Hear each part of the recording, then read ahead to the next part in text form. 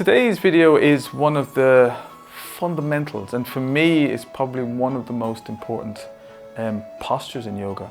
It's mountain pose. It's so important. Once you understand the structure of mountain pose, you can see it in all of the other postures, whether you're standing or seated. It really comes into play. The other good thing about mountain pose is it helps to realign your posture. So for most of us, if we're standing for long periods, we'll go from one leg to the other because your brain is trying to get you as comfortable as possible to stay in these positions. So we tend to lean onto one side, and that can cause problems in our hips and in our structure. With mountain pose, it rebalances the posture and brings the balance from the feet all the way up into the spine. And it will help realign your posture, which is why it's so good, because most of us have terrible postures because of just our circumstances at work, the way we sit, the way we stand, we roll our shoulders. This helps to realign everything. So for your mountain pose, it starts from the feet up. So you there are a couple of versions. I teach it this way, with your feet shoulder width apart. So if you're not sure what shoulder width apart is, if you just sort of walk and then just come to a stop and look down, you'll see the gap between the thighs and your feet is generally your shoulder width apart. So that's an easy way to figure it out. So what we do first of all, so we're standing in our mat. So one of the reasons why our yoga mats are like this is because it helps us to stay in alignment. So if we bring our feet shoulder width apart, and if you look here, we don't want them twisting out or inward. We want the side of your foot being parallel with the edges of the mat. Okay, so we get our feet nice and firm. So generally when you're doing this, you might feel yourself sort of swaying backwards and forwards first, which is perfectly fine. We don't want too much weight on the back of the heels because we'll fall backwards. And if you feel that your big toes are pushing into the ground, it's because you're leaning forward. So somewhere in between where you can feel your toes on the ground and you can feel your heel. So we're moving the weight of your body across the whole of the foot. So once you get that position, we're going to keep your knees slightly bent. So we're not locking them because that will push my hips back.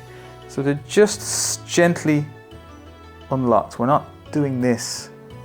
Just a slightly unlocked feeling. So if you look at your arms, we don't walk around with our arms locked. They're slightly curved. That's what we're looking for in our knees, which in turn is going to activate your muscles in your leg. If you lock your legs, all of your weight's going down through your joints. So when we bend the knees slightly, we activate the muscles a little bit more. From here, we're going to engage our core just a little bit. And what we mean by engage is just gently tightening, not really tight, but just starting to work the core muscles so you can feel them working. And then with my shoulders, I'm just going to roll them back so they don't roll forward. And to help that, I'm going to bring my palms forward. So a lot of basic mountain poses will have your hands here, which is perfect. But I'm going to do a version called Samadhi, and the reason why I teach this as a basic form, because with your palms rolled out it locks your shoulders in place, and there's no way you can bring the shoulders forward. Whereas if you relax here, you can bring the shoulders forward. So just for beginners and to get used to the posture, we're just going to turn the palms forward. So the weight's going down from my head all the way down into my feet. If you look from the side, my spine is in alignment. So there's 3 natural curves in your spine. You can see one here, there's one in the middle, and then one up here. So if I roll my shoulders forward, I take one of the curves out, which means 1/3 of my strength and my power is gone. When I roll my shoulders back, I get a full S shape in my spine. So we're now in our strongest position. With our chest open, we can now breathe better, so our lungs can expand in our rib cage and we can breathe properly. As if we're sitting down, we're like this, we can't fully open the lungs from here. So the spine is working, the lungs are open, You can feel the leg muscles are working and we're engaging your core.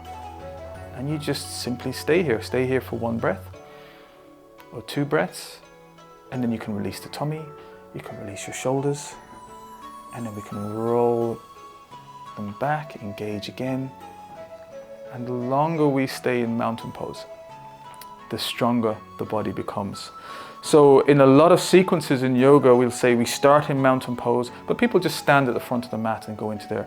Mountain pose, or Tadasana in its Sanskrit names, is strong. So for a mountain is a big, strong block. So we want to be strong from the feet. We want to be solid. We want to be engaged. So we're not wobbling and we're not loose. We're actually strong in mountain pose. So it's really important that you get that bit right, that we're engaging our core and our muscles and keeping our spine in alignment.